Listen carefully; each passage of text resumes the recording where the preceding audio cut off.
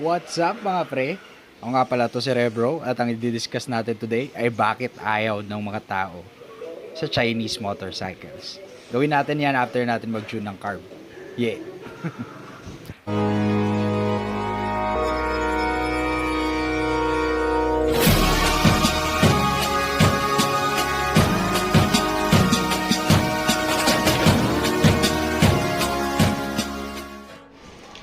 At yun na nga mga bro.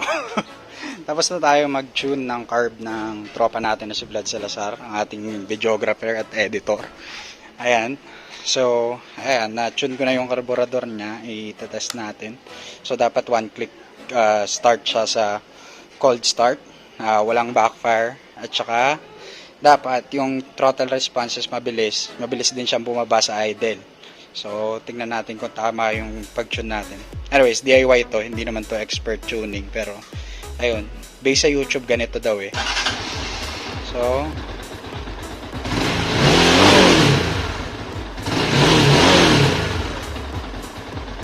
feeling ko okay naman. At, yun na nga mga bro. Gusto mo yun, di ba? Yung, Gusto mo yun eh. Topic na, balik tayo sa topic natin today. So, ang topic nga natin today eh, bakit ayaw ng mga tao sa China bike. Tulad nito, China bike to eh. Rossi Sigma 250. Tsaka yun sa akin, Juicy Classic 250. So, bakit ayaw nga ba ng mga tao sa mga China bike? Like, SYM, China bike naman ng SYM, ang Motorstar, ano pa ba? NK. And yung CF Moto, yeah. So, bakit nga ba ayaw ng mga tao sa China motorcycles? So ngayon, i-discuss natin yan. So yun nga, simulan na natin. Unang-una, stereotyping. Yan yung dahilan ko bakit ayaw ng mga tao sa China motorcycles. Stereotyping, ano ba nga ba? Kasi kapag sinabing made in China, ang translation niyan sa Tagalog is low quality at saka mura. So basically, mura na, sirain pa. Yan translation niyan sa Tagalog. Well, talaga naman kasi mura ang mga China bikes or mga China motorcycles. Pero sirain, I doubt kasi yung Rossi Classic 250 ko is 1 year na sa akin. Isang beses pa lang sumakit yung ulo ko dahil sa carburetor. Saka, ayun nga, yung mga basic na issue lang naman. Like yung mga normal na pinapalitan kapag isang taon na sa'yo. Like yung brake pads, syempre pud-pud na. Mga ganun. Pero, tayo kasi, mabilis tayo maniwala sa mga bagay-bagay. Kaya, ganyan, kapag sinabing China brand sirain, kapag yun yung sinasabi ng iba, kasi yan yung stereotype ng made in China eh. So, wala tayong magagawa dyan. Pero, yun, ano nga ba? Ano ba bang quality ng made in China? Para sa akin, sa quality nag-i-improve naman sila. Hindi naman yung sira-sirain talaga. Based on experience nga, hindi naman siya ganun kasirain. Pero, syempre, hindi na natin matatanggal sa tao yan. So, yun yung number 1 para sa akin na dahilan ko bakit ayaw ng mga tao sa Chinese bikes. Number 2, we love to flex. That's a Filipino way of saying we can do this and this is what we are. So, yun nga.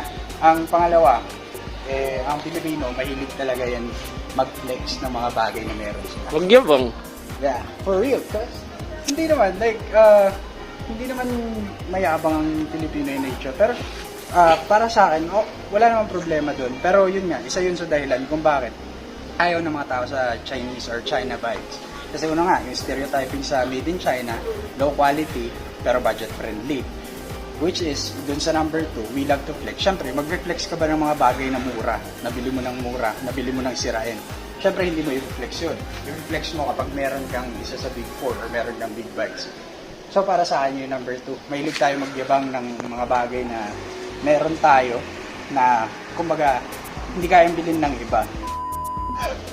Pero yun nga, syempre, yung mga tao, gusto nila na kung anong meron sila, taas nilang nasasabi kung anong meron sila. And most na owners ng mga China bike, siguro nahihiya sila na dahil nga may stereotype sa made in China na motorsiklo na mahina yung quality or sirain.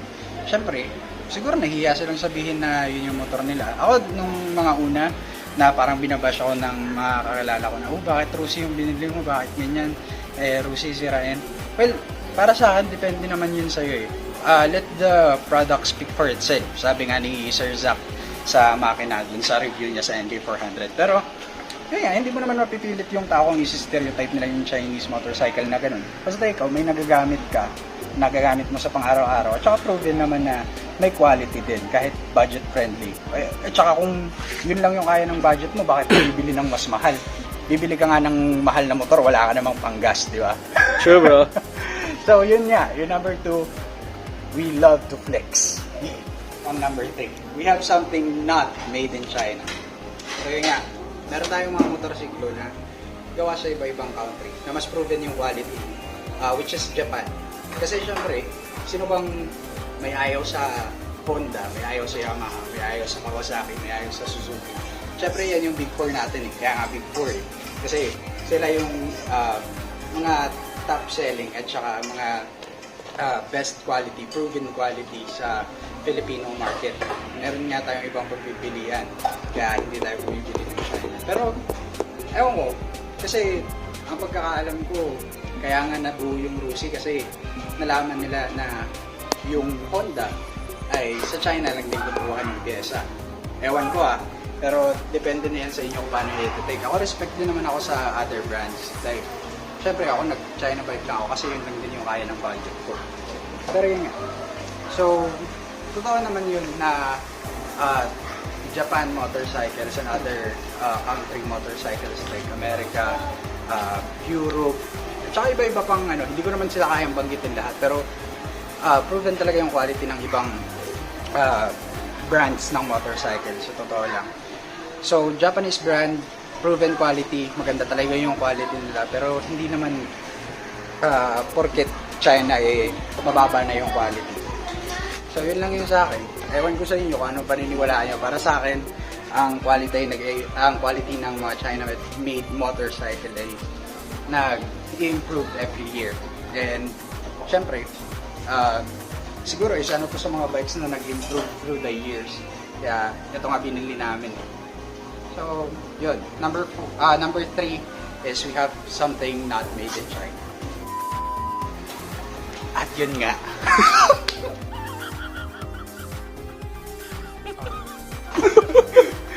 Number 4, ay availability ng pyesa, mga pre.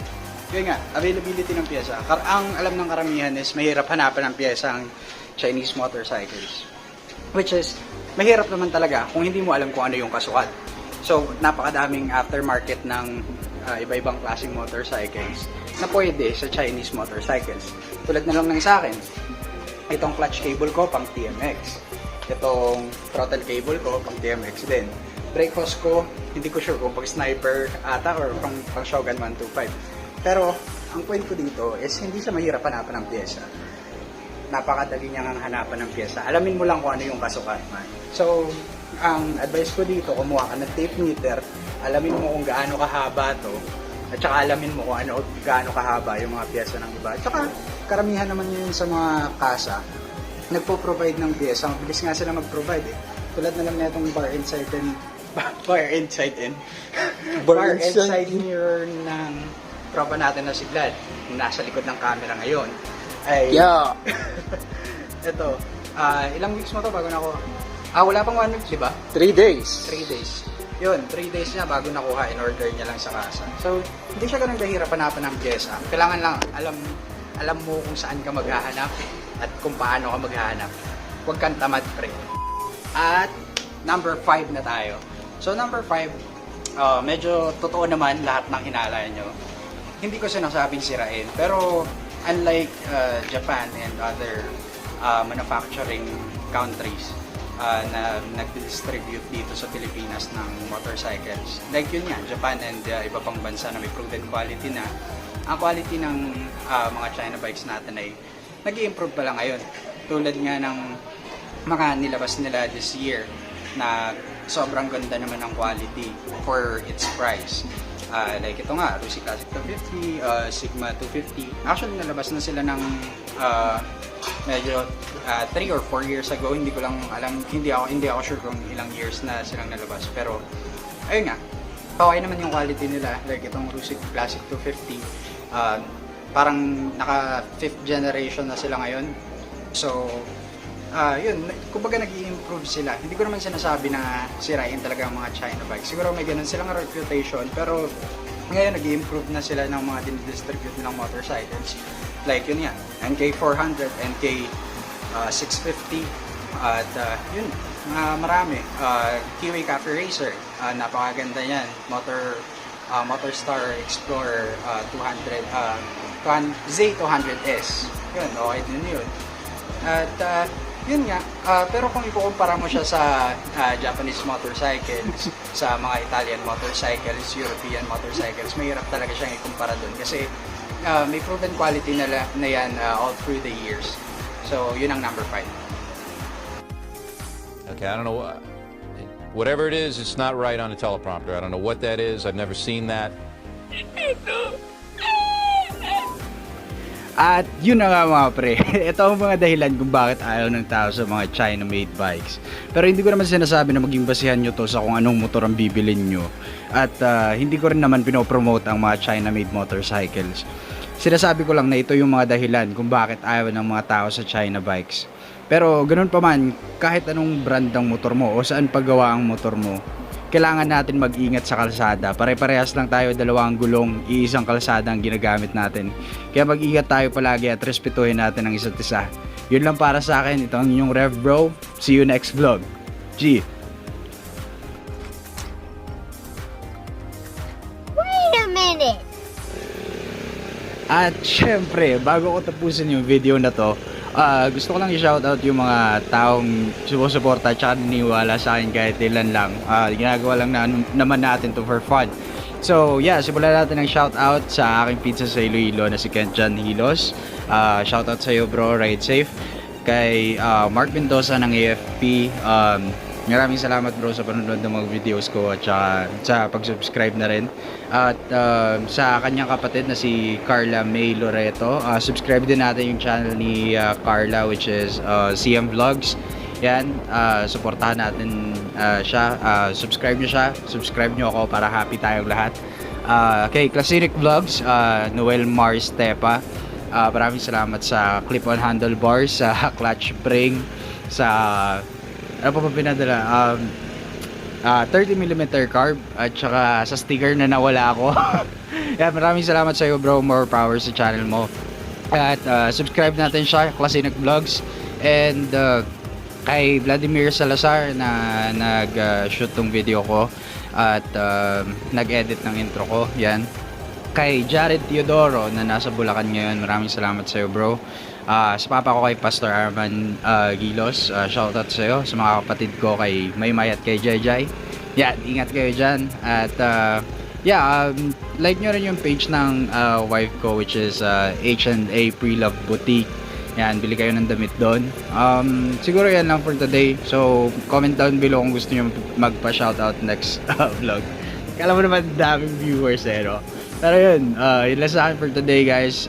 Ride safe, stay home as much as possible, stay safe. At yun nga guys, maraming salamat. Ingat kayo lagi. Yeah, peace out.